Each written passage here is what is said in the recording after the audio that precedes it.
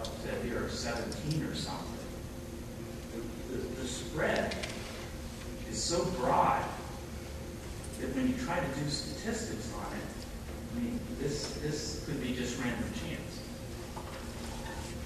So the variability, when I look at multiple patients, causes a problem here, because you have to have huge differences to see a positive effect. So we looked at this in another way. We had a small number of patients where we had what we call pre-post measurements. On the first measurement, they were not on miglustat. And on the next measurement, they were put on miglustat. And then on the subsequent, we had a subsequent measurement.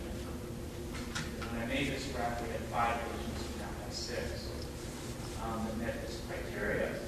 And this looked interesting. Obviously, we had some of the patients up here high, and on their second test, the values were low. This patient started out very low, but she did come down. This patient is interesting in that we had a number of pre-miglustat values, and then when miglustat was given, it came down. So that looked a little promising that maybe it's related to miglustat.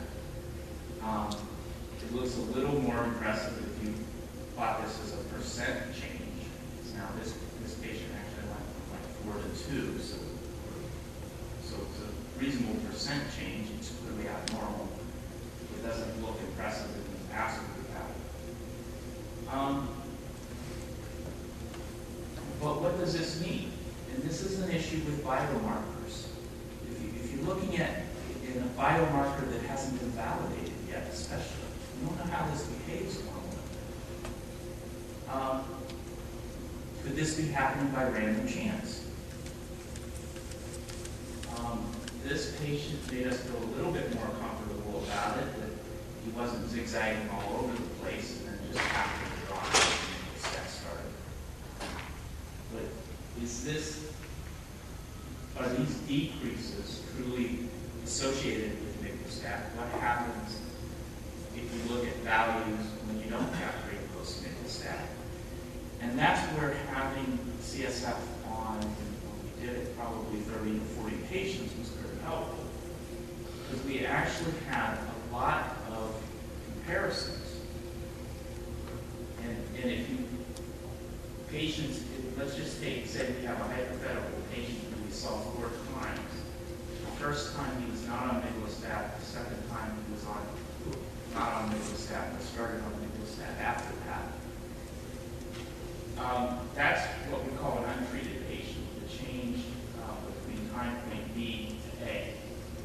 And if we look at all those segments that we had, and we had about 16 of them at the time, this is the change that we would see in patients who were, what we said, were untreated between 2 time points.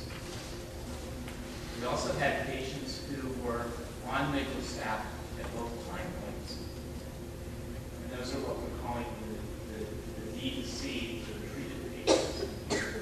And you can see in this, we had about 15 of those segments. And these aren't significantly different. That's noise in the system. But we had the 5 patients, we had a situation where we had a untreated, treated, and in that set of 5 pre-post values, the decrease after starting miglustat looks like it's different, and it's different statistically than either the untreated patient, change seen in untreated patients or patients on miglustat. So without these data sets, it's really hard, and especially if you only had 1 or 2 patients. 5 was promising. But without these other data sets, it would be very hard to determine whether this was a positive effect. Similar to what we're doing with the oxysterols, we have 3 or 4 proteins that we're following, and we're getting this pattern with other proteins. And that makes us feel a little bit more confident, even though we're dealing with small numbers, that we might be looking at something real.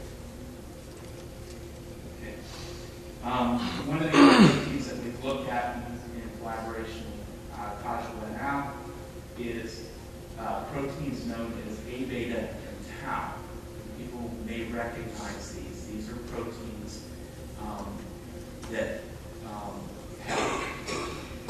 that are abnormal in Alzheimer's disease. They're also abnormal in many other neurological diseases. So just because we have changes in A beta and tau doesn't mean NPC is Alzheimer's or it's the same pathology. It's just a system that reflects neuronal damage. And what they found is comparing again controls to the NPC patients, that these various forms of the A beta, they come in different lengths, either 38, 40, or 42 amino acids long. All three of those variants are increased in the CSF of NPC patients. When they looked at tau, and tau comes in two forms, either total tau, this is the total amount of tau there. There's also tau that's phosphorylated, it has phosphate added to it.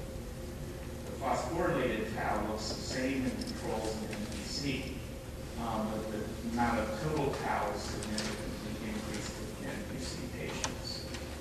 So another protein marker related to neuronal, that we can relate to neuronal damage that is abnormal in the CSF of NPC kids.